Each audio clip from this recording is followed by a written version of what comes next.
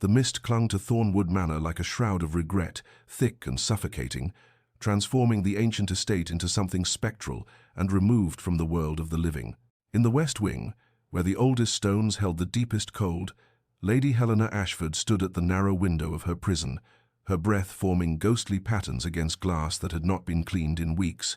Perhaps months she had lost count of such things. The room that held her was grand in its architecture, a testament to the Blackwell family's centuries of power, yet its grandeur had become a mockery. For what use were silk hangings and carved oak when the door was locked from without, and the key rested in the pocket of a man who would not hear her? Her fingers traced the iron bars that crisscrossed the window pane, additions made specifically for her confinement, and she felt the familiar war within her chest, that terrible battle between the defiance that kept her spine straight and the wounded heart that still, despite everything, remembered what it had felt to be loved by him. 3 months she had been here, locked away like a criminal, like something shameful to be hidden, and the injustice of it burned through her veins, even as the November wind found every crack in the stone and chilled her to the bone. She heard his footsteps before she saw him, that distinctive stride that had once made her heart quicken with anticipation, but now filled her with a complex mixture of longing and fury. The key turned in the lock with a sound like judgment, and Duke Sebastian Blackwell entered her prison, his tall frame filling the doorway, his expression carved from granite and shadow. He did not look at her immediately, as though the sight of her pained him, and when his eyes finally met hers, she saw in them the same cold condemnation that had been there the day he had condemned her to this fate. "I trust you are well provided for," he said, his voice formal, distant, the voice of a stranger rather than the man who had once whispered poetry against her skin in the darkness of their marriage bed. "As well as any prisoner might be, Your Grace," she replied, and she heard the edge in her own voice, sharp as winter. "I am not here to quarrel with you, Helena." Her name on his lips was still a caress, despite his efforts at coldness. "Then why are you here at all?" She moved toward him, her grey silk dress whispering against the floor, her dark hair unbound because there was no one to help her dress it properly, no one but the frightened maid who brought her meals and scurried away as though imprisonment might be contagious. "To ensure you understand the terms of your confinement remain unchanged until you confess your betrayal." The words were stones between them. "I have nothing to confess," she said, and her voice broke on the last word despite her determination to remain strong. "Because I have done nothing wrong, and you know it, Sebastian. In your heart you must know it." For a moment, just a moment, something flickered in his eyes, something that might have been doubt or pain or the ghost of the love they had shared, but then his jaw tightened and the wall between them rebuilt itself. "The letters are lies," she interrupted, stepping closer still, close enough to smell the scent of him, sandalwood and something darker, something that spoke of sleepless nights and torment. "Someone has deceived you, deceived us both, and you are too proud, too consumed by your wounded pride to see the truth." He turned away from her then, his shoulders rigid beneath the fine wool of his coat, and when he spoke again his voice was barely audible. "I will not be made a fool, Helena." "Then you make yourself one," she whispered to his retreating back, and the sound of the key turning in the lock again was like the closing of a tomb, leaving her alone once more with the mist and the cold and the terrible secret growing within her body, a secret she had tried twice to tell him and twice been refused the opportunity, a secret that would change everything if only he would listen, if only he would see her as something more than the betrayer his pride had convinced him she must be. The marriage had been arranged in desperation, a transaction dressed in the language of duty and honor, though both parties understood the truth beneath the silk and ceremony. Helena's father, the Earl of Ashford, had gambled away his fortune with the same reckless abandon that had characterized his entire life, leaving his family teetering on the precipice of complete ruin, their estate mortgaged beyond redemption, their name about to be dragged through the scandal sheets that fed London's appetite for fallen aristocracy. The Duke of Blackwell, Sebastian, had been recently returned from the continent, a man of 30 years, with a reputation for coldness and an empire of wealth that seemed to have no bottom, and when the marriage broker had suggested the match, Helena had known with a sinking certainty that she was to be sold like a painting or a horse, her value measured not in herself but in what her family name, however tarnished, might add to his consequence. She had expected coldness, had steeled herself for a union of convenience and nothing more, but Sebastian had surprised her, on their wedding night, with a tenderness that spoke of depths she had not anticipated, and in the weeks that followed, something remarkable had bloomed between them, something that felt dangerously like love. He had been attentive, thoughtful, bringing her flowers from the hothouse and books from his library, sitting with her in the evenings as she read aloud, and he pretended to review his correspondence, while really watching her with an intensity that made her breath catch. For 3 months, she had been happy, genuinely happy, believing that perhaps arranged marriages could transform into something real and lasting, that perhaps she had been blessed by fortune after all. Then had come the morning when she found him in his study, his face white with fury. 3 letters spread across his desk like evidence at a trial, letters written in her hand, or what appeared to be her hand, addressed to Lord Edmund Rothwell, a young baron of questionable reputation, with whom she had danced twice at a ball before her marriage. The words in those letters had been incriminating beyond measure, speaking of passionate encounters, of love that defied the bounds of her marriage vows,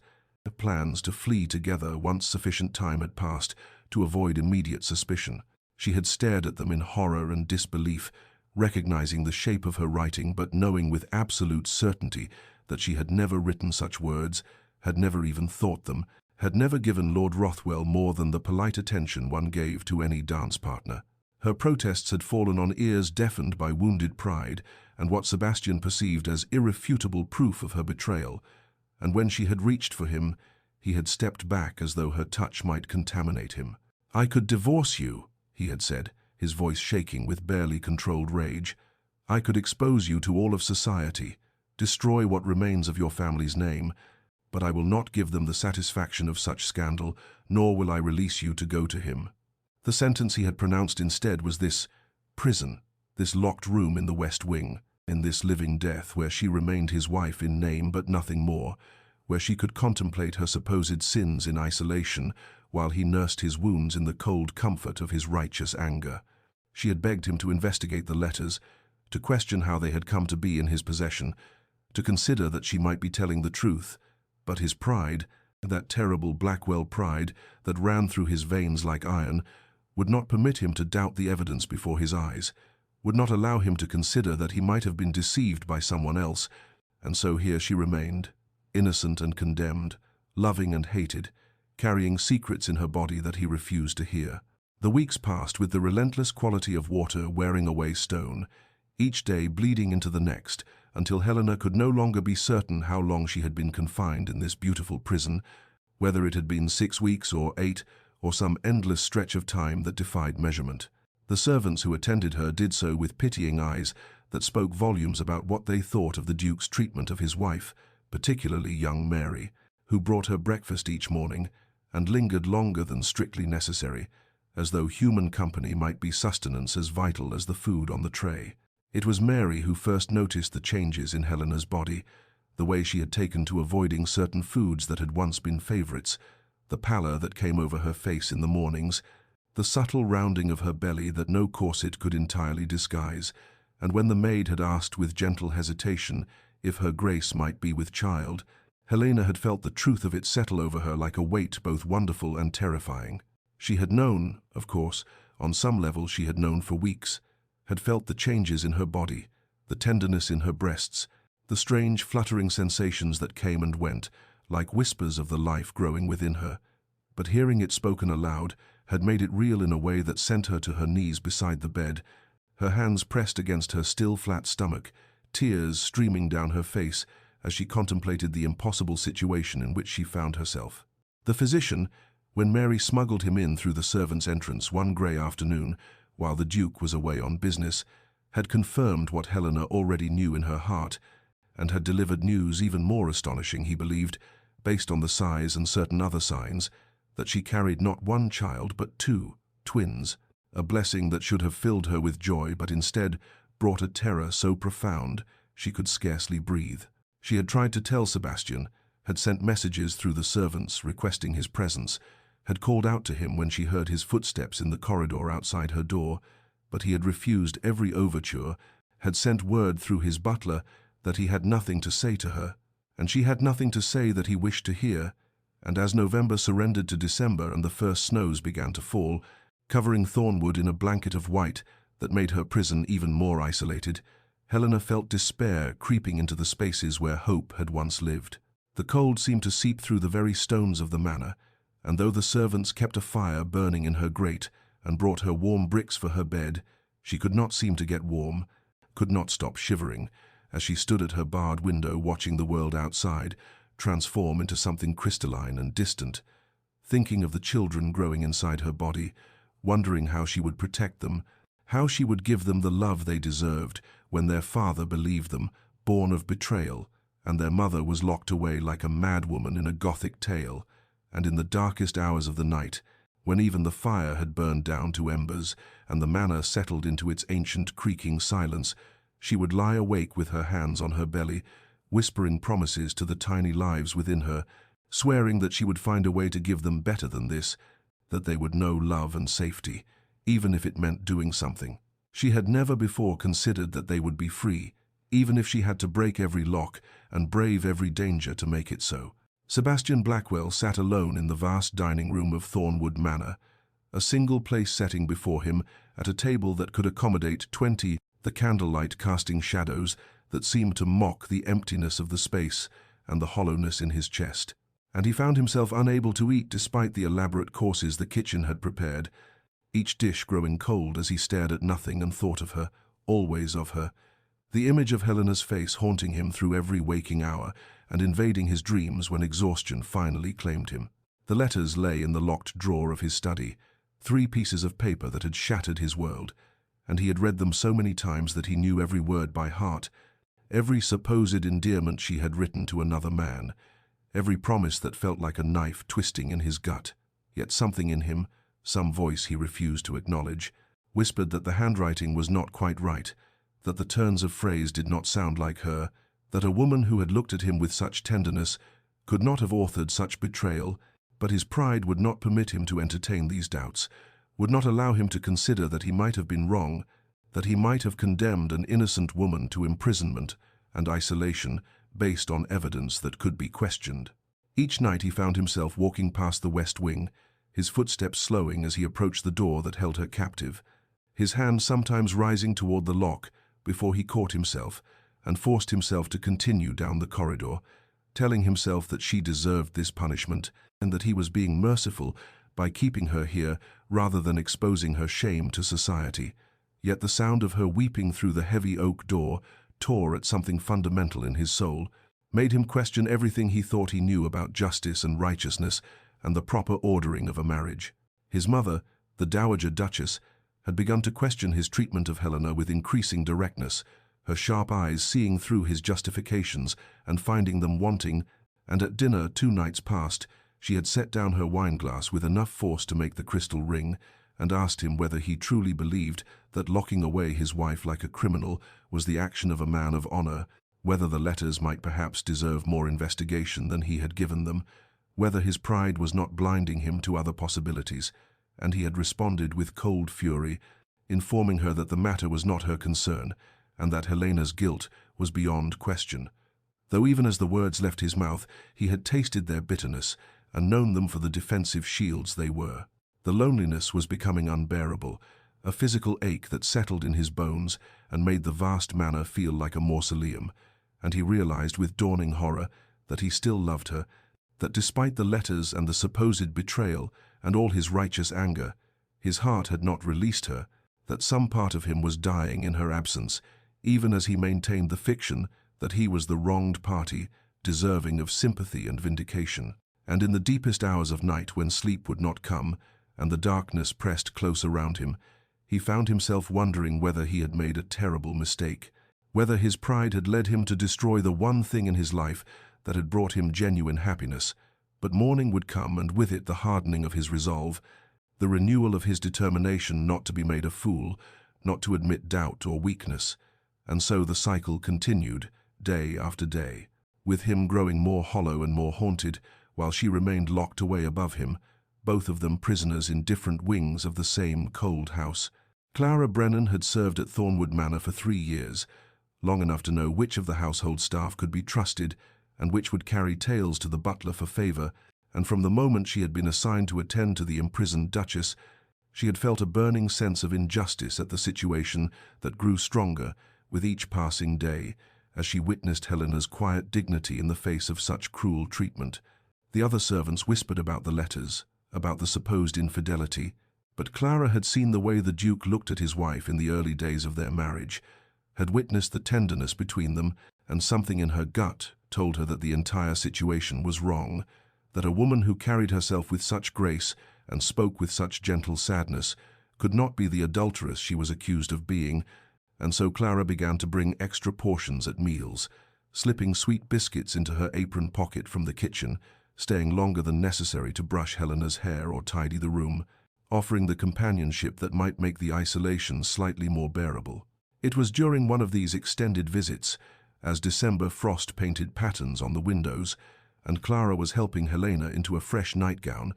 that she noticed the subtle changes in her Grace's figure, the way the fabric pulled differently across her belly, and the fullness in her breasts, and when their eyes met, Clara saw the truth written plainly in Helena's expression before a single word was spoken, saw the fear and wonder and desperate need for an ally, and she had immediately drawn the younger woman into an embrace and whispered that whatever was needed, she would help,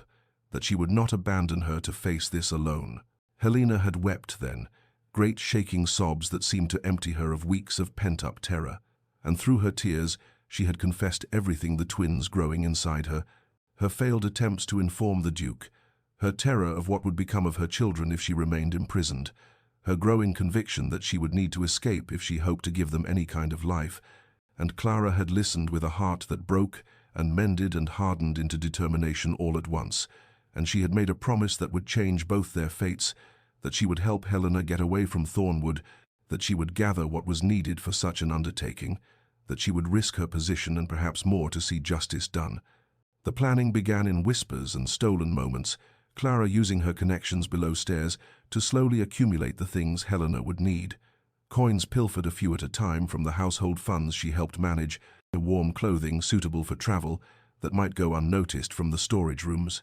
information about the guards' schedules and the weak points in the manor's defenses, the location of a hidden passage in the west wing that had been used by servants for generations and might provide an escape route if properly timed. She recruited carefully, speaking only to those she trusted absolutely, finding allies in Thomas the stablemaster, who had served Helena's family before her marriage and still felt loyalty to her house, in Mrs. Pemberton, the head cook, who had grandchildren of her own and could not stomach the thought of babies being born in captivity, in young James, the footman who had lost his own sister to a cruel husband and saw in Helena's plight an echo of that tragedy, and together they began to weave a network of support that would make the impossible merely extraordinarily difficult,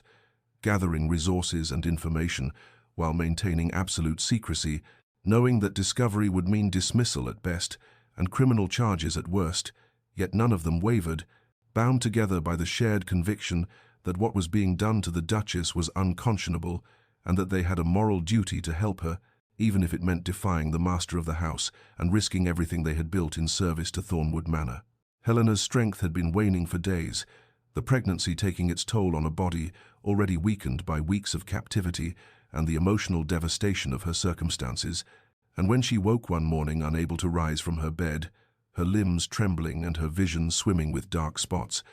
Clara had immediately sent for the household physician, despite knowing that such an action would bring the Duke's attention to matters Helena had desperately tried to keep hidden from him. Dr. Whitmore arrived within the hour, his examination brief but thorough, and Helena watched the concern deepen in his weathered face as he took in her pallor and the unmistakable curve of her belly beneath the bedclothes, and when he left the room, she knew with terrible certainty that her secret was about to be exposed, that whatever fragile control she had maintained over her situation was about to shatter like glass beneath a hammer's blow. She was correct in her premonition, for Sebastian intercepted the physician before he could even descend the main staircase, demanding to know the nature of his wife's illness with an urgency that surprised them both, and when Dr. Whitmore informed him that the Duchess was with child, indeed carrying what appeared to be twins based on the size and movement he had detected, the Duke's face went through such a transformation of emotions that the elderly doctor took an involuntary step backward, watching shock give way to confusion, give way to something that looked almost like hope, before rage swept over all of it, like a crimson tide. Sebastian dismissed the physician with barely coherent thanks and strode directly to the west wing, his footsteps echoing through the corridors with such force that servants scattered before him, and he stood before Helena's door, with his hand pressed flat against the wood, as though he could reach through it to grasp the truth that seemed to shift and dance just beyond his comprehension. And when he spoke, his voice shook with barely controlled fury that masked the terror and uncertainty roiling beneath it. "You are with child," he said, not a question but an accusation, and Helena, who had pulled herself upright in her bed despite her weakness, felt her own tears begin to fall as she confirmed what he already knew, her voice breaking as she told him yes, she carried twins, his sons growing inside her, even as he kept her locked away like a criminal, even as he denied her the basic dignity of his presence or his hearing, and she heard him draw a ragged breath on the other side of the door, before his next words came like daggers designed to find her heart and pierce it through. "How am I to know they are mine?" he demanded, his voice rough with anguish and accusation intertwined, and Helena felt something fundamental break inside her at those words, felt the last fragile hope that he might someday believe her innocence crumble into dust, and through her tears she told him that she had never betrayed him, that she had loved him from the moment of their wedding, that the children she carried were his and his alone, but her words seemed to bounce off the locked door without penetrating to wherever his heart had hidden itself behind walls of pride and wounded honor. The confrontation continued in fractured exchanges through the barrier of oak and iron. Sebastian's accusations met with Helena's increasingly desperate pleas, until finally she fell silent, her tears spent, and in that silence she felt a transformation occur within her soul, a crystallization of resolve that burned away the last remnants of the yielding, hopeful woman she had been, and she understood with absolute clarity that she could not stay, that for the sake of the innocent lives growing inside her, she must find the courage to leave this place and the man who had once promised to cherish her, but had instead become her jailer, and when she spoke again, her voice held a quality of cold determination that made Sebastian press his forehead against the door in unconscious supplication. "I will not let my children be raised in this prison," she told him, each word carefully measured and irrevocable. And on the other side of the door the Duke of Thornwood felt the ground shift beneath his feet, felt the terrible premonition that he was losing something infinitely precious. But his pride would not let him unlock the door, would not let him fall to his knees and beg her forgiveness, and so he walked away while Helena sat in her bed and placed her hands on her rounded belly and made a silent promise to her unborn sons that she would be brave enough for all of them, that she would find a way to freedom, even if it cost her everything else she had ever known or loved. The days following Helena's declaration became a careful choreography of preparation and deception, Clara moving through the manor with particular attention to appearing normal, even as she coordinated the growing conspiracy with the precision of a general marshalling forces for battle, and it was during one of her whispered conferences with Thomas in the stable yard that she learned something that changed the entire complexion of their understanding. For the old groom had overheard a conversation between the Duke's cousin Richard and a man Thomas did not recognize, a conversation in which Richard had drunkenly boasted about the forged letters that had destroyed the Duke's marriage, laughing about how easily Sebastian had been manipulated and how the path to the title would be clear once the disgrace drove the Duke to madness or self-destruction. Thomas had immediately brought this intelligence to Clara, who felt her blood run cold with the implications, for here was proof of Helena's innocence, proof that could change everything, yet she made the agonizing decision not to tell the Duke, reasoning that a man who had so readily believed the worst of his wife would likely dismiss the word of servants as fantasy or conspiracy, and that even if he believed them, his pride might demand he maintain his position rather than admit such a catastrophic error, and more crucially, that any revelation might tighten security and make escape impossible.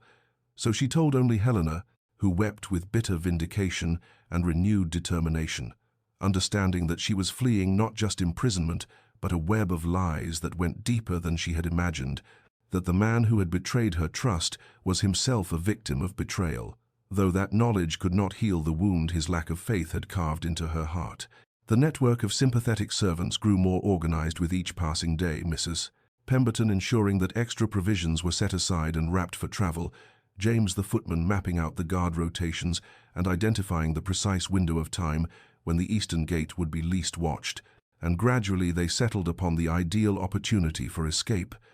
The Duke's annual winter ball scheduled for the 15th of December, when the manor would be filled with guests and staff would be too busy managing the festivities to notice one slight figure slipping through the shadows, when music and champagne would provide cover for the sound of doors opening or horses being readied in the distant stables. Helena's physical condition remained precarious. Dr. Whitmore visiting twice more and each time expressing concern about her pallor and weakness, recommending rest and nourishment that she accepted with gratitude, even as she secretly forced herself to walk the length of her room each day, building what strength she could for the ordeal ahead, knowing that she would need every ounce of endurance to survive a winter journey while heavily pregnant with twins.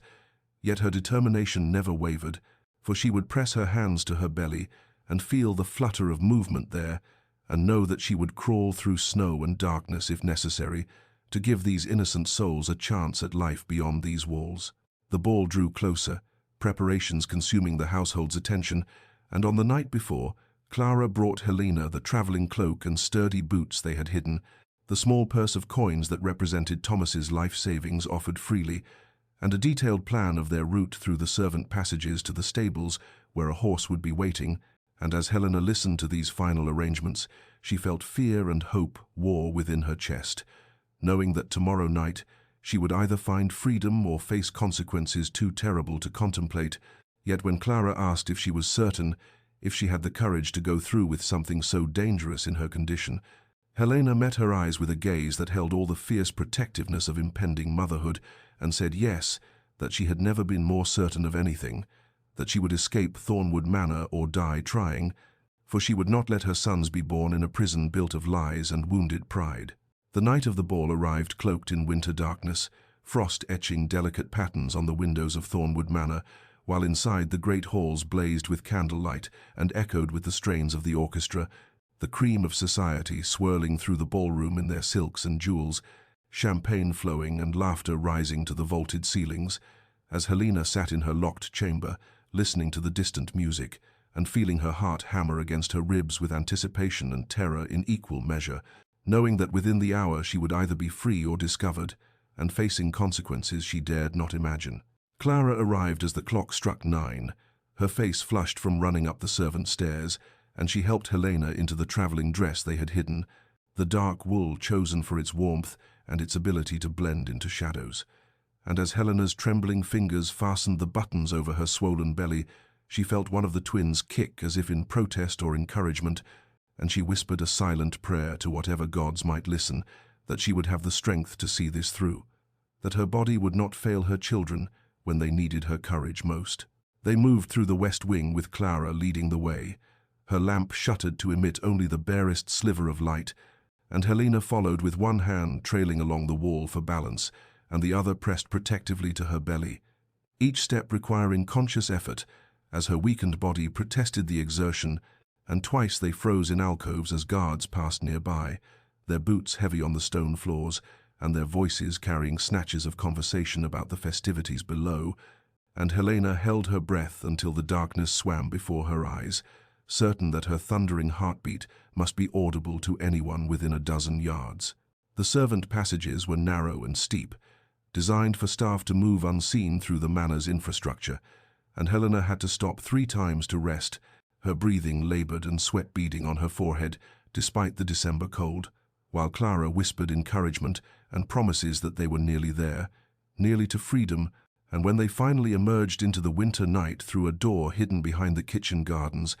Helena gasped at the shock of icy air filling her lungs and looked up at a sky scattered with stars that seemed impossibly bright after weeks of seeing nothing but the ceiling of her prison. Thomas waited in the shadows of the stable with a gentle mare already saddled, and he pressed the reins into Helena's hands, along with a purse that clinked with coins. His weathered face creased with concern as he took in her pallor and the way she swayed on her feet,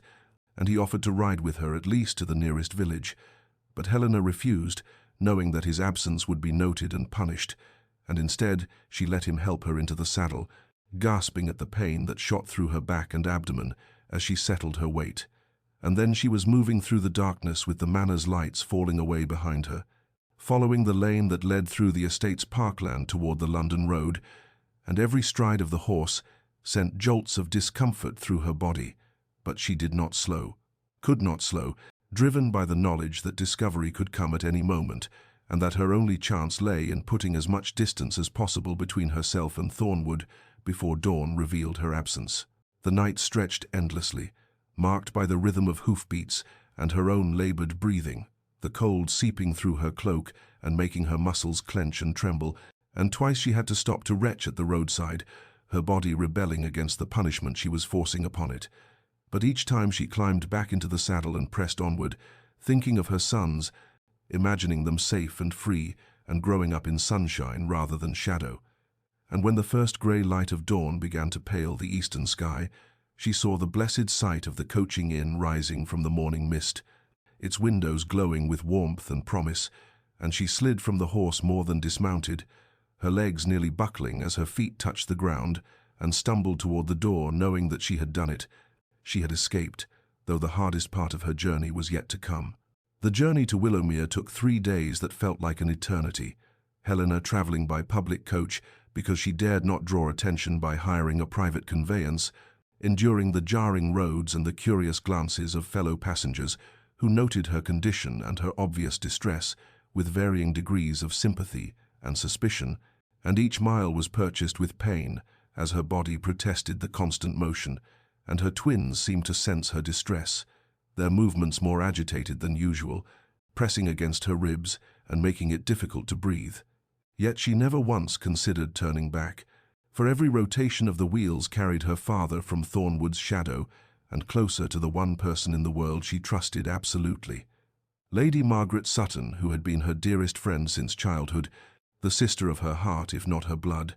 She had written no letter of warning, fearing interception, and so when the coach finally deposited her at the gates of Willowmere on a grey December afternoon, with snow beginning to fall in lazy spirals from a leaden sky, she simply walked up the drive on trembling legs,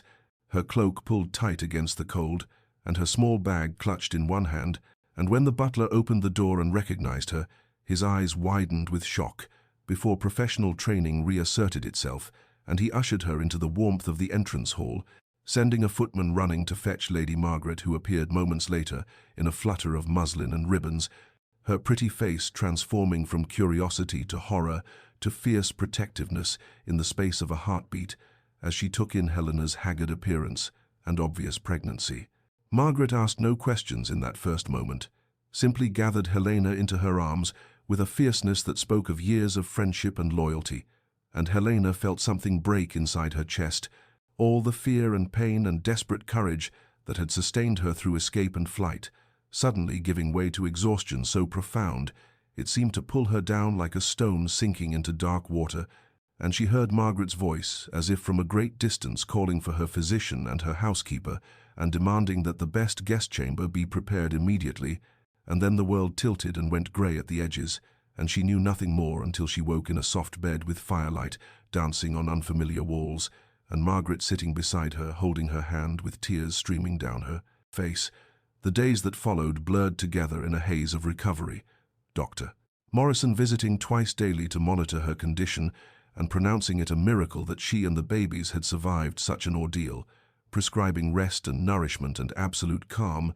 all of which Margaret provided with the devotion of the truest friendship, never pressing for details of what had brought Helena to her door in such a state, but simply offering sanctuary and love, and gradually Helena found her strength returning, her body responding to safety and care in ways it never could have in captivity, and as the weeks passed and winter deepened into its coldest months, her belly grew round and prominent, the twins thriving now that she could rest and eat properly, and breathe air untainted by the poison of betrayal. She told Margaret everything one evening as they sat before the fire in Margaret's private sitting room, the whole sordid tale spilling out like poison from a lanced wound, the forged letters, and Sebastian's terrible accusations, and the long weeks of imprisonment and her desperate escape. And Margaret listened with a face that cycled through shock and rage and sorrow, And when Helena finished, she simply said that Helena would stay at Willowmere as long as she needed, that she would be safe here, that her children would be born in peace and raised in love, and Helena wept with gratitude and grief intertwined, mourning the marriage that had died, even as she felt her sons quicken with life beneath her heart. Sebastian discovered her absence at dawn when his mother insisted he visit Helena's chamber to discuss the matter of her pregnancy, a conversation he had been avoiding for 2 days since learning of it from Dr. Morrison, and the moment he unlocked the door and saw the empty room with its neatly made bed and open wardrobe, he felt his heart stop in his chest, the world tilting sickeningly as he stood frozen in the doorway, before rage exploded through him like wildfire, sending him bellowing through the halls for his steward and his guards, demanding to know how a pregnant woman could simply vanish from a locked room in the dead of night. And within the hour, every servant in Thornwood Manor stood assembled in the great hall while Sebastian paced before them like a caged beast, his voice raw as he questioned each one with increasing desperation about what they had seen or heard. And it was Clara who bore the brunt of his fury when he noticed her red-rimmed eyes and trembling hands, pressing her with questions until she wept but revealed nothing. Her loyalty to Helena stronger than her fear of his wrath, though he threatened dismissal and worse. He sent riders in every direction with descriptions and orders to check every coaching inn and posting house within 50 miles, offering rewards for information and making it known that the Duchess of Blackwell was not fleeing scandal but had been taken ill and wandered away in a state of confusion, a lie that tasted like ash on his tongue but seemed necessary to preserve what remained of both their reputations, and he himself rode to London to question Helena's family, only to find they knew nothing and seemed genuinely shocked by her disappearance, her father's face grey with worry and her mother dissolving into hysterics, and Sebastian left them with promises to find her and bring her safely home, though he had no idea how he would fulfill such assurances. It was on the 3rd day of frantic searching that his cousin Edward appeared at Thornwood, the same Edward who had always seemed too eager to discuss the succession and too interested in the Duke's affairs, and Sebastian received him in the study with barely concealed impatience until Edward's trembling voice and downcast eyes penetrated his distraction, and the confession that spilled forth made Sebastian's blood turn to ice in his veins, as Edward admitted through tears that he had forged the letters, hired a clerk to mimic another man's hand, planted them where Sebastian would find them,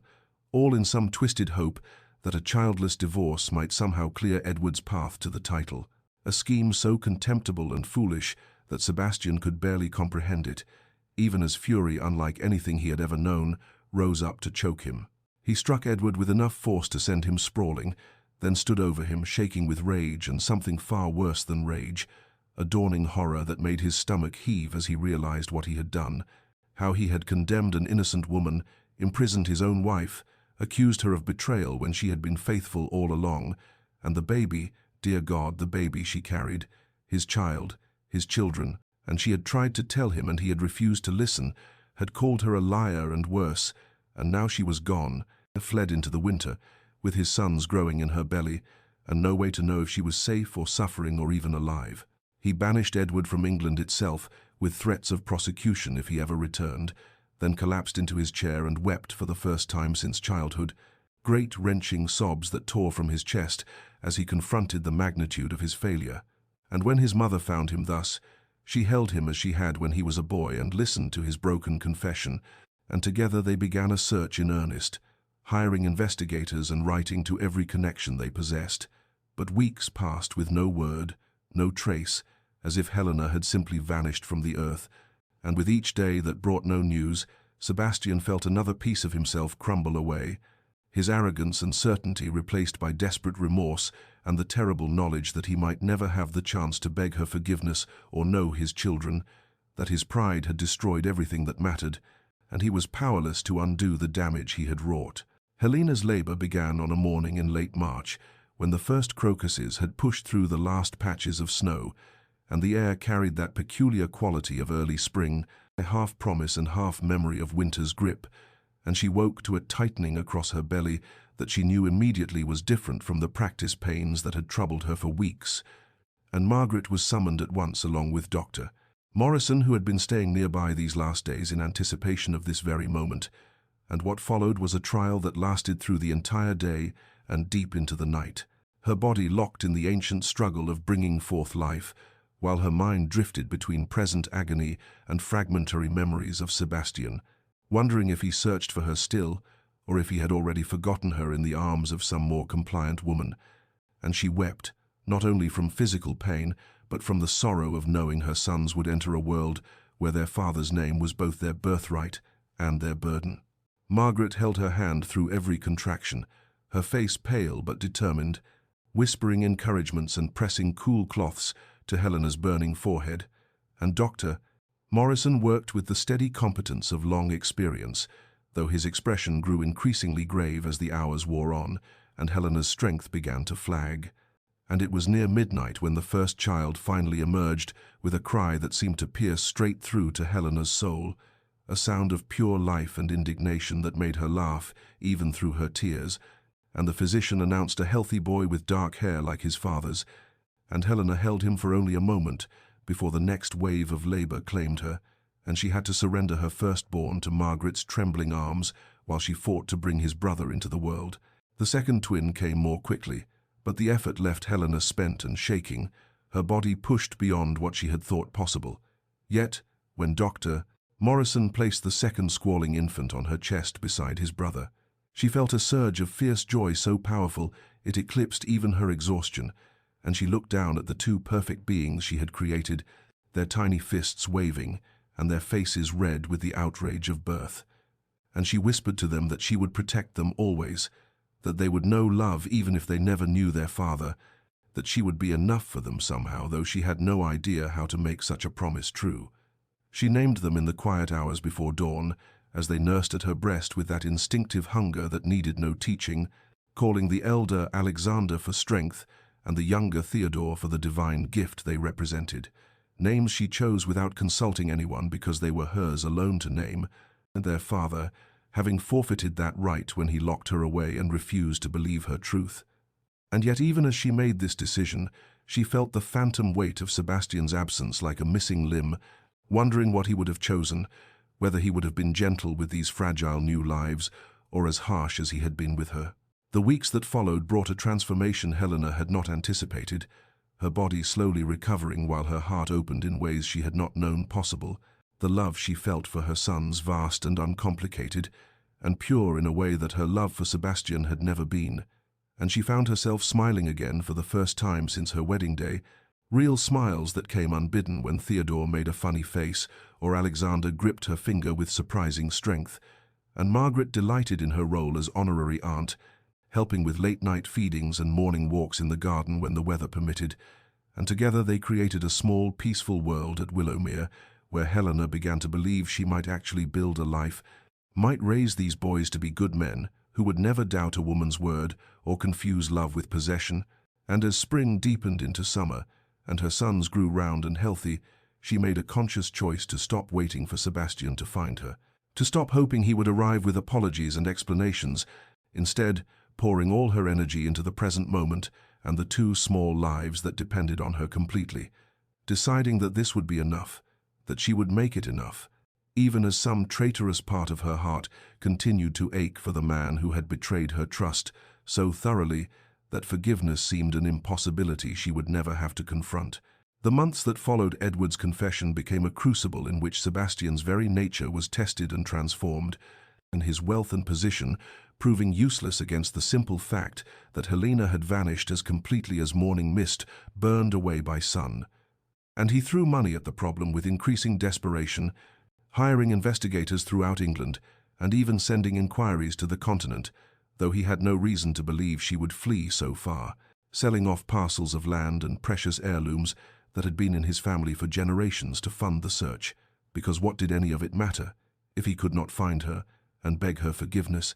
could not know if his children lived or died, could not undo the terrible wrong he had committed in his arrogance and pride.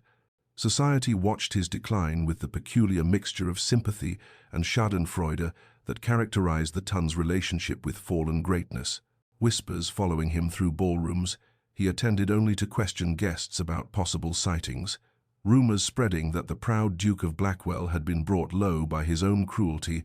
and he made no attempt to control the gossip or preserve his reputation, even going so far as to publicly admit his error at a dinner hosted by the Marquess of Winchester, his voice breaking as he confessed to the assembled company that he had wrongly accused his wife of infidelity based on forged evidence, and that she had fled while carrying his children, and he begged anyone with information to come forward, offering rewards that made the other guests exchange uncomfortable glances while his mother sat beside him with tears streaming down her face. The Duke, who had once held himself with such rigid dignity, now walked through London with shoulders bowed, as if carrying invisible weight, his face gaunt from sleepless nights and missed meals, his eyes holding a haunted quality that made even his critics feel a stirring of pity, and he began attending services at St. George's every morning, kneeling in the dim sanctuary long after other worshippers had departed, his lips moving in prayers that begged not for Helena's return but simply for knowledge that she lived, that his children breathed, that he had not destroyed them all with his stubborn refusal to believe her innocence. His mother became his sole comfort during these dark months, the Dowager Duchess opening her home to her broken son and sitting with him through long evenings when grief threatened to consume him entirely, listening as he spoke obsessively about small moments from his brief marriage that he had failed to treasure at the time. The way Helena's eyes lit when she laughed, the softness of her voice when she read poetry in the garden, the courage it must have taken to maintain her dignity even while imprisoned. And gradually through these conversations, Sebastian began to understand that he had never truly known his wife at all, had seen only what his pride allowed him to see, rather than the remarkable woman she actually was, and this recognition completed the destruction of his former self, leaving behind someone humbler and infinitely more aware of his own capacity for error. He stopped attending social functions entirely by autumn, spending his days riding through the countryside on the slim hope of catching some trace of Helena's passage, and his nights writing letters to her that he would never send, pouring out apologies and confessions onto page after page that piled up in his study like monuments to his remorse, and his household staff watched this transformation with wonder, the harsh master they had feared becoming someone capable of thanking them for small services and asking after their families, as if losing Helena had cracked open some sealed chamber in his heart and allowed his humanity to finally emerge, though he would have gladly remained the arrogant fool he had been if it meant she would return, if it meant his sons would know their father, if it meant he could have one more chance to prove himself worthy of the trust he had so carelessly shattered. The seasons turned at Willowmere with a gentleness that seemed designed to heal wounded hearts, summer giving way to autumn in a gradual cascade of gold and crimson that transformed the estate's gardens into something from a pastoral painting, and Helena found herself settling into a rhythm of days structured entirely around Alexander and Theodore's needs, their small bodies growing sturdy and strong on her milk, and Margaret's cook's nourishing broths that were pressed upon her with maternal insistence, and she discovered within herself reserves of patience and joy she had not known existed, as she watched her sons learn to focus their eyes and track movement, and eventually to smile those gummy grins that made her heart swell, with such fierce love it was almost painful. Margaret proved herself not merely a friend but a sister in all but blood, rising for midnight feedings without complaint, and walking the floors with a fussy twin so Helena might sleep an extra hour, and together they created a small universe at Willowmere where the outside world's judgments and expectations could not penetrate, though Margaret did occasionally attempt to introduce Helena to suitable gentlemen from neighboring estates, widowers or second sons who might offer respectability and security, and each time Helena refused with a gentle firmness that puzzled her friend, until one evening she finally admitted that her heart remained stubbornly attached to Sebastian despite everything he had done, that she could no more transfer her affections to another man than she could will herself to stop breathing, and this confession hung between them like a ghost that explained everything about Helena's lingering sadness, even in moments of contentment. As autumn deepened and the boys approached their first birthday, Helena began to notice the ways they resembled their father, Alexander, inheriting Sebastian's strong jaw and serious expression, even in infancy, while Theodore had his father's eyes and that particular shade of grey-green that could appear cold as winter or warm as spring depending on the light, and these resemblances brought both comfort and pain, making Sebastian's absence feel more acute, even as she tried to convince herself that she and the boys were better off without a man who had proven himself capable of such cruelty, though late at night when the house was silent and the twins slept peacefully in their cradles, she would lie awake and wonder what he was doing, whether he had remarried or taken a mistress,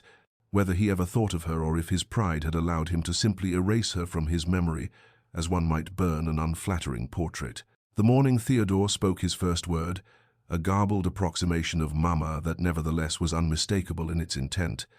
Helena experienced a joy so profound it brought tears streaming down her face,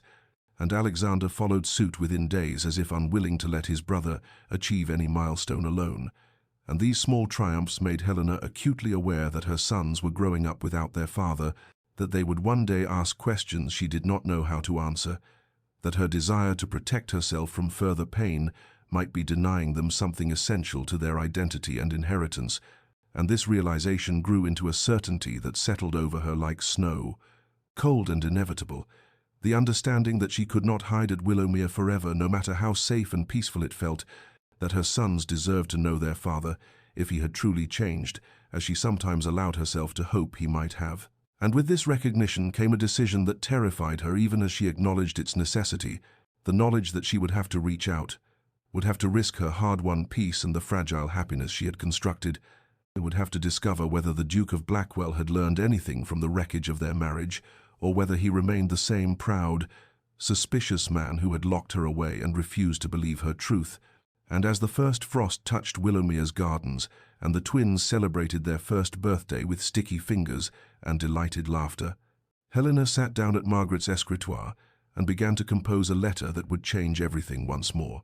The letter Helena composed took 3 attempts before she achieved the delicate balance between revelation and protection, her hand trembling as she addressed it not to Sebastian himself, for she could not yet bear direct communication with the man who had caused her such pain, but rather to the Dowager Duchess Eleanor Blackwell, a woman Helena had known only briefly during her short marriage, but who had shown her small kindnesses that suggested a gentler nature than her son possessed. And in careful script, Helena explained that she lived safely in the countryside, under the protection of a dear friend,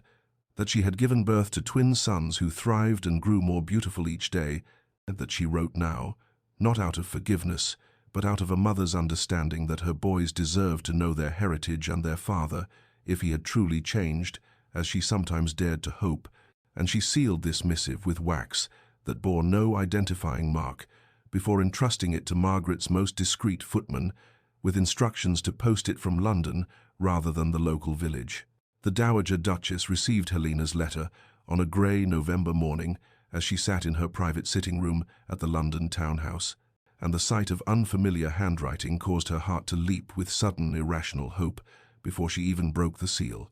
And as she read the careful words, tears began streaming down her face in rivers of relief and joy,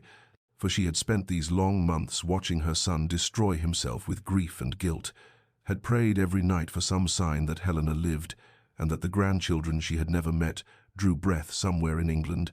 and now here was proof of God's mercy, written in elegant script, that revealed her daughter-in-law's location, while also making clear the fragility of this first reaching out, the tenuous nature of Helena's willingness to allow any contact at all. Eleanor did not pause to inform Sebastian of the letter's arrival, but instead immediately ordered her coach prepared and set out for Willowmere within the hour, bringing only her lady's maid and leaving instructions with her butler to tell the Duke upon his return from another fruitless search expedition that she had been called away on urgent family business, and the journey of 2 days felt interminable as she imagined the reunion ahead. Wondered what her grandsons looked like, whether they resembled Sebastian or Helena or some perfect combination of both, and she clutched the letter to her chest like a talisman against all the months of uncertainty and fear. Helena received word of the Dowager's imminent arrival with a mixture of relief and trepidation, suddenly questioning the wisdom of reaching out at all, wondering if she had set in motion events that would shatter the peaceful existence she had built at Willowmere. But Margaret squeezed her hand and reminded her that courage sometimes meant risking safety for the possibility of something greater, and when Eleanor's carriage finally rolled up the drive, Helena stood on the front steps with Alexander on one hip and Theodore on the other, her son's weight grounding her as the older woman descended with surprising speed for someone of her years and station. The Dowager Duchess stopped 3 feet away, her eyes moving from Helena's face to the baby's and back again, and tears began flowing anew as she whispered, "My dear child, my precious girl, thank God you live, thank God."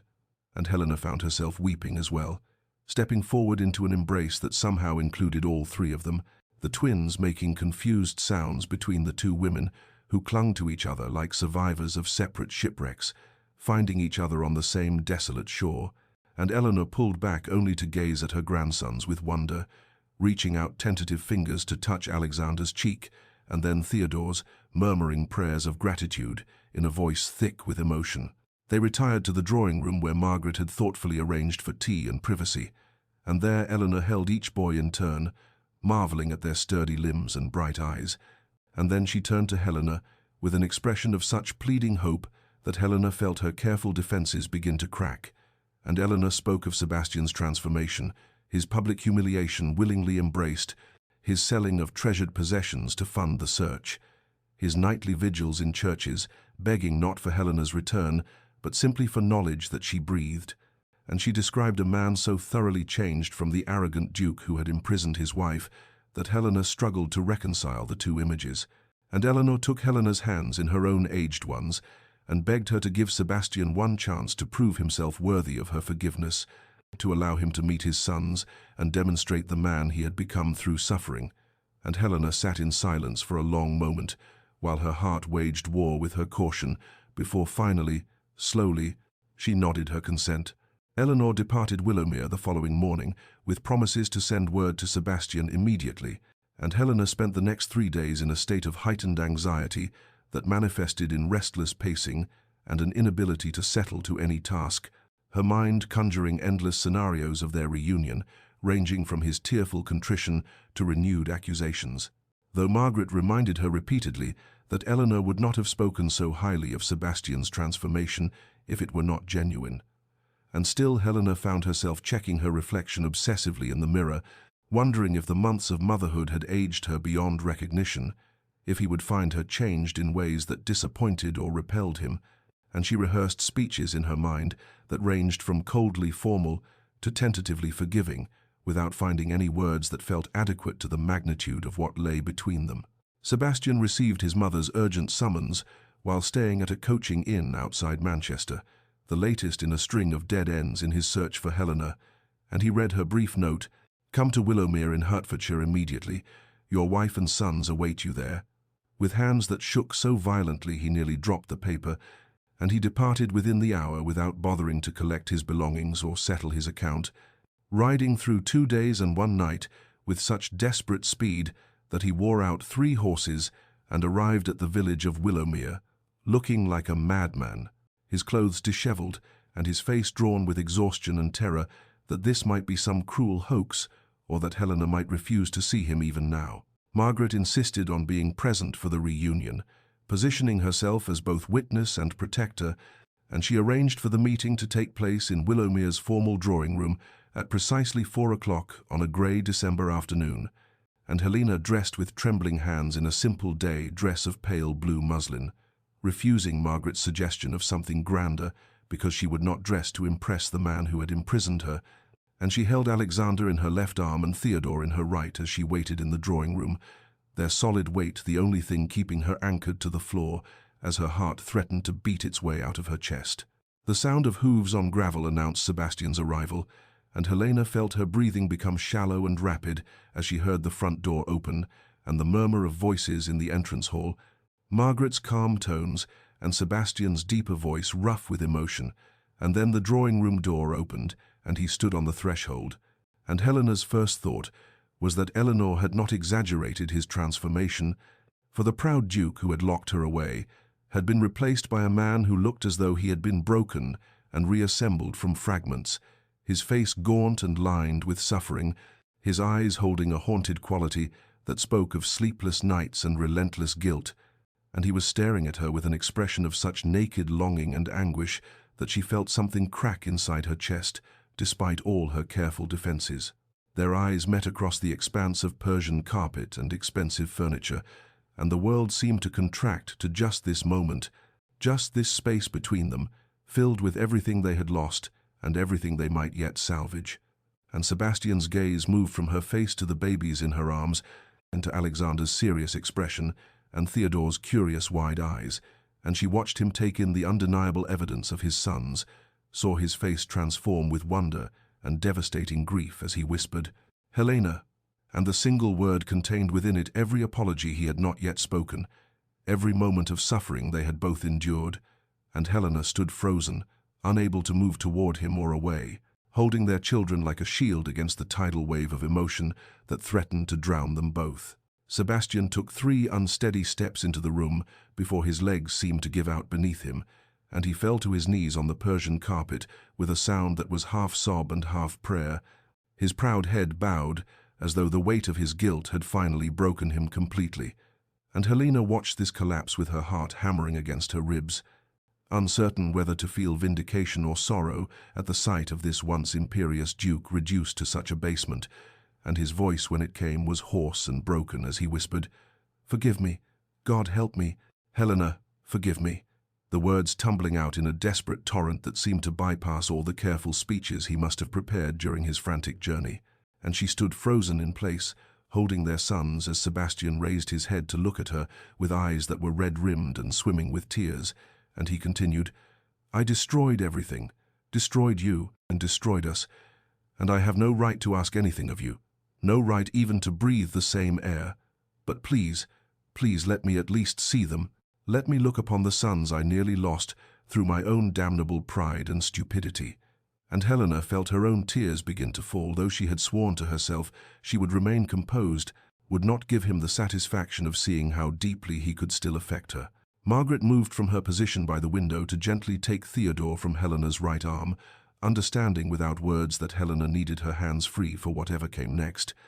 and Helena shifted Alexander to a more secure position against her shoulder as she took 2 hesitant steps toward where Sebastian knelt, and she watched his face transform as she drew closer. She watched wonder and anguish and desperate love chase across his features as he got his first clear view of Alexander's serious grey eyes, so like his own, and the dark curls that marked him unmistakably as a Blackwell, and Sebastian reached out one trembling hand before stopping himself, his fingers hovering in the air between them, as though he feared his very touch might contaminate this innocent child who had every right to despise the father who had abandoned him before birth. Helena's voice emerged smaller than she intended, fragile as spun glass, as she asked the question that had haunted her through all the long months since her escape. "The letters, Sebastian. Tell me about the letters." And she watched him flinch at her use of his name, the first time she had spoken it directly to him since that terrible night when he had condemned her through a locked door, and he swallowed hard before answering, "Forgeries. Every damned one of them was a forgery created by my cousin Edward, who thought to inherit my title if our marriage ended in scandal and disgrace, and I was such a fool, such a blind, arrogant fool that I believed them without question. I believed the worst of you rather than trusting the woman I had sworn to cherish and protect." And his voice broke completely on the last words, and he pressed his fist against his mouth, as though trying to physically hold back the sobs that threatened to overwhelm him. Helena felt something shift inside her chest, some small crack appearing in the careful walls she had built around her wounded heart, and she found herself asking, what became of him, of Edward? And Sebastian's expression darkened with a fury that was somehow tempered by exhaustion, and he replied, "Banished from England with nothing but the clothes on his back and enough coin to reach America, though I wanted to challenge him to a duel, wanted to make him suffer as you suffered. But my mother convinced me that you would not want more bloodshed on your account, that revenge would not undo the harm already done." And he looked up at her with such raw vulnerability that she had to look away, had to focus on Alexander's small hand clutching at her dress, and Sebastian continued in a whisper, "I sold the Blackwell emeralds, the ones that have been in my family for 6 generations, sold them to fund the search for you, and I would have sold everything, the estate itself, my very title, if it meant finding you and begging your forgiveness, even if you could never grant it." And Helena's tears fell faster now, dropping onto Alexander's dark curls as Margaret quietly brought Theodore closer so that Sebastian could see both of his sons, and he gazed at them with an expression of such profound love and devastating regret that Helena felt her carefully guarded heart begin, just barely, to thaw. Sebastian took a room at the Rose and Crown in Willowmere village, refusing Margaret's offer of guest quarters at the estate because he understood without being told that Helena needed the security of knowing he could not simply appear in her chambers unannounced, that she required the power to control when and how often she saw him. And so he arrived each morning at precisely 10 o'clock and departed each evening at 6, establishing a rhythm that was both torturous in its restraint and necessary for the delicate work of rebuilding what his pride had shattered. And Helena watched from the morning-room window each day as his carriage approached, her heart performing that same confusing dance between anticipation and trepidation, between the memory of the man who had imprisoned her and the evidence of transformation she witnessed in these careful, patient visits. The first days were awkward beyond measure, filled with stilted conversations in Margaret's drawing room, where they discussed safe topics like the weather and the twins' sleeping habits, while avoiding the chasm of pain that yawned between them. But gradually, Sebastian began to relax into a role Helena had never seen him occupy, that of devoted father, and she watched with something like wonder as he knelt on the nursery floor to stack wooden blocks for Alexander's serious inspection. As he walked the length of the gallery with Theodore balanced against his shoulder, singing off-key lullabies that made the baby gurgle with delight, and these moments of pure paternal joy seemed to crack something open in Sebastian's carefully maintained composure, seemed to reveal glimpses of the man he might have been if arrogance had not poisoned his capacity for trust. Helena found herself studying him when she thought he was too absorbed with the twins to notice, cataloguing the changes that suffering had wrought in his features, the new lines bracketing his mouth that spoke of months spent frowning. The silver threading through his dark hair at the temples, though he was barely 30, the way his hands trembled slightly whenever he held his sons, as though he feared they might vanish like smoke if he did not maintain perfect control. And she realized with a pang that resembled grief that she had loved the Duke Sebastian had been. Imperious and commanding and so certain of his place in the world, but she might come to love this humbled version even more deeply if she could find the courage to risk her heart again. They took to walking in Willowmere's winter garden after the twins' afternoon nap, wrapped in heavy cloaks against the December chill, and it was during these quiet perambulations that real conversation began to emerge, hesitant at first, and then flowing more freely as Sebastian spoke of his months searching for her, of the crushing guilt that had become his constant companion, of the night he had knelt in a country church and begged God for a chance at redemption he knew he did not deserve. And Helena listened with her hands buried in her cloak pockets to keep from reaching for him, and she found herself answering his gentle questions about her pregnancy and the twins' birth, about the terror of labor without him beside her, about the first time she had held their sons and felt simultaneous joy and devastating sorrow that he was not there to share the moment. There came an afternoon in the conservatory when Sebastian was showing Theodore a particularly vibrant orchid, and Helena stood close enough to catch the familiar scent of his cologne, and their hands brushed as they both reached to steady the baby, and the contact sent such a shock through Helena's system that she gasped audibly, and Sebastian's eyes met hers with an intensity that made her breath catch, and for a suspended moment she thought he might kiss her, wanted him to kiss her with a fierceness that terrified her, but instead he stepped back with visible effort and cleared his throat and suggested they return to the nursery, and Helena spent that night lying awake, wondering whether she was grateful or disappointed that he had maintained such careful boundaries, her heart at war with her hard-won caution, knowing that forgiveness was a country she was traveling toward but had not yet reached, though perhaps she could see its borders shimmering on the horizon. The fever came in the depths of night 3 weeks into Sebastian's careful courtship of reconciliation, and it was Theodore who fell ill first, his small body burning hot enough that Helena felt the heat radiating through his nightgown when she lifted him from his cradle during a routine check, and her heart seized with the particular terror known only to mothers as she called for Margaret and sent a footman racing to the village inn to fetch Sebastian. And by the time the Duke arrived, still fastening his coat over his nightshirt, his hair wild from sleep and his eyes wide with fear, Helena had already stripped Theodore down to his smallest clothes and was bathing his fevered skin with cool cloths while the baby whimpered and thrashed in her arms,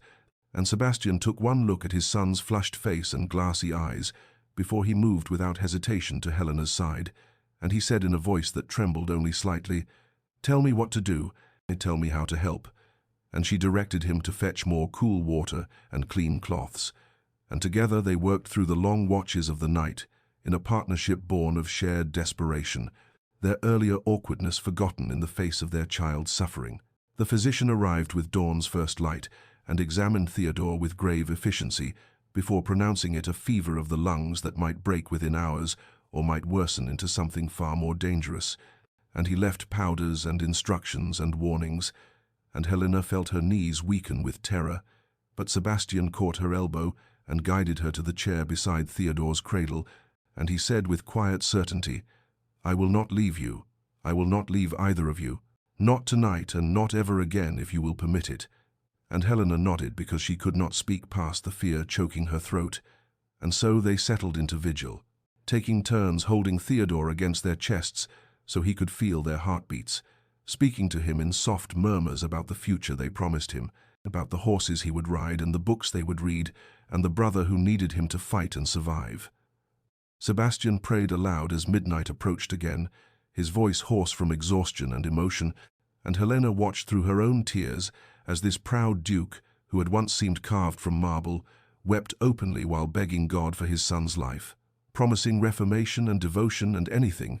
everything, if only Theodore would be spared. And she realized in that moment that whatever barriers remained between them had become gossamer thin, and that the man kneeling beside this cradle, bearing his soul before heaven, was not the Sebastian who had locked her away in rage, but someone transformed by suffering into a version of himself capable of true humility and love. The fever broke just as the winter sun crept above Willowmere's eastern gardens, and Theodore's small body went limp with the sudden release of tension, and his temperature began to drop beneath Helena's hand, and she let out a sob of relief that seemed torn from her very soul, and Sebastian made a sound that was half laugh and half cry as he reached to touch his son's cooling forehead with trembling fingers, and then they were looking at each other across the cradle, with all their defenses finally completely shattered, and Helena found herself rising from her chair at the same moment. Sebastian stood, and they met in the space between furniture with a collision that was both desperate and gentle, and she collapsed into his arms as he pulled her against his chest, and she felt his whole body shaking with the force of his relief and gratitude, and she whispered against his throat, "I forgive you, Sebastian. God help me, but I forgive you." And his arms tightened around her almost convulsively as he buried his face in her hair and wept like a man who had been holding back an ocean, and when he finally lifted his head to look at her, his eyes swimming with tears and something that looked terrifyingly like hope, she reached up to cup his face in her hands and drew him down into a kiss that tasted of salt and redemption, a kiss that spoke of new beginnings emerging from the ashes of their destruction, and he kissed her back with a reverence that made her heart ache and soar simultaneously, and she knew in that moment that they had finally, after so much pain and separation, found their way back to each other through the crucible of their love for the children they had created. They departed Willowmere on a morning touched with early spring promise, the frost melting from the grass as the first carriages were loaded with trunks and nursery supplies,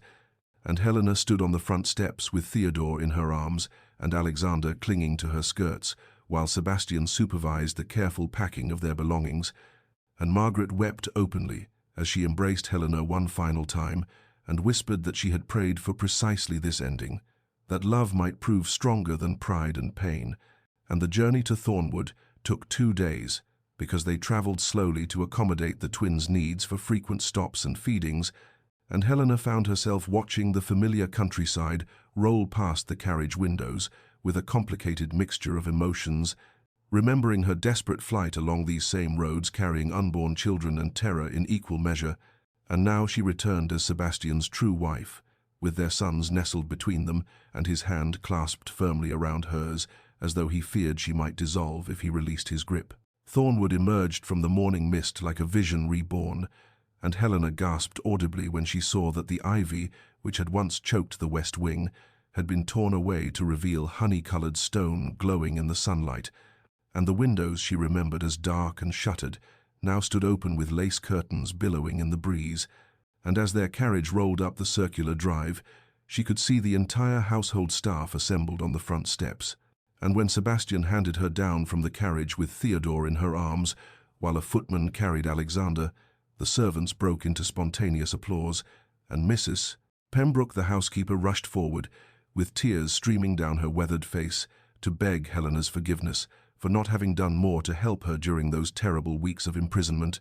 and Helena embraced the older woman and assured her that the past was forgiven, that they were building something new from the ashes of what had been destroyed. Sebastian led her through rooms transformed by love and intention, showing her the nursery he had designed himself with 2 cribs carved from oak and painted with scenes of horses and gardens, and a schoolroom already stocked with books and globes and everything 2 growing boys might need for their education. And then he brought her to the West Wing, where she had once been confined, and she steeled herself for the rush of terrible memories. But when he opened the door, she found not the sparse prison cell of her nightmares, but a suite of rooms filled with light and flowers, the walls painted in soft colors that spoke of hope rather than punishment, and he said quietly, "I wanted to erase every shadow, to transform the place of my greatest sin into something beautiful for you. And I understand if you cannot bear to occupy these rooms, if the memories are too painful, and we can choose chambers elsewhere if you prefer." But Helena walked to the window that overlooked the gardens and realized that from this vantage she could see the entire estate spreading out in spring glory, and she turned to him and said that she would claim these rooms precisely because of their history, that she would fill them with love and laughter until no trace of sorrow remained, and the relief that washed over Sebastian's features made him look almost young again despite the silver in his hair. They renewed their wedding vows in Thornwood's private chapel 3 days after their return, with only the Dowager Duchess and Margaret as witnesses, and the twins sleeping in a basket near the altar, and Helena wore a gown of cream silk that Sebastian had commissioned specially for this moment, and when he slipped a new ring onto her finger beside the original band she had never removed despite everything, his hands were steady and his voice was clear, as he promised before God to honor and cherish and trust her for all the days of his life, and she made the same promises in return, and she meant them with every fiber of her being. And that night, when he carried her across the threshold of their shared bedchamber, as though she were a bride in truth rather than a wife reclaimed, their coming together was tender and healing, and shot through with an intimacy deeper than mere physical passion, and she wept in his arms afterward, not from sorrow but from the overwhelming recognition that they had survived the worst that pride and misunderstanding could inflict, and had emerged not broken but tempered into something stronger than they had been before. And as she fell asleep with her head pillowed on his chest and his arms wrapped protectively around her, she thought that perhaps some loves require destruction and rebuilding before they can achieve their truest form, and she was grateful beyond measure that they had been given this second chance to build their life together on foundations of forgiveness and hard-won trust. 5 springs had passed since Helena's return to Thornwood, and the estate that had once stood shrouded in mist and sorrow now bloomed with life and laughter, the gardens bursting with roses that Helena tended herself, and the halls echoing with the voices of children at play. And on this particular May afternoon, she stood on the terrace with Sebastian's arm warm around her waist as they watched Theodore and Alexander chase each other across the lawn with wooden swords, the boys now 5 years old and so alike in appearance that strangers could scarcely tell them apart, though Helena knew every distinction between them, Theodore's more serious nature and Alexander's quick laughter, and between them toddled 3-year-old Lily with her dark curls bouncing as she tried to keep pace with her brothers, calling out in her high voice for them to wait for her, and Sebastian pulled Helena closer against his side and pressed a kiss to her temple, and she leaned into him with the easy comfort of a wife who had learned to trust completely after having trust so thoroughly broken and then painstakingly rebuilt. The scars remained, of course, because some wounds leave marks no matter how thoroughly they heal, and there were still nights when Helena woke from dreams of locked doors and cold stone walls, and Sebastian would hold her until the trembling passed and whisper apologies he no longer needed to make, but offered anyway, because some sorrows deserve eternal acknowledgement, and she carried a wariness in her heart that had not existed before their destruction, a small, guarded place that remembered what it meant to be doubted by the one who should have trusted her most completely. But these scars had become part of their landscape rather than obstacles within it, integrated into the stronger foundation they had built together from the rubble of their first beginning. Sebastian had transformed in ways both visible and invisible. the arrogance that had once defined him replaced by a humility that made him beloved rather than merely respected in the county, and he consulted Helena on every decision affecting their household and estate, valued her opinions as he had never valued anything before losing her, and he doted on their children with a devotion that sometimes brought tears to Helena's eyes because she remembered the Duke, who had doubted whether Theodore and Alexander were even his, and that man seemed like a stranger now compared to the father who spent hours on the nursery floor building block towers and reading stories and teaching his sons to be gentle with their sister. Dear listener, if you have traveled with us through this tale of pain and healing, let me tell you what their story teaches us about the nature of love and forgiveness, because Helena and Sebastian's journey was not unique in its suffering but perhaps uncommon in its redemption,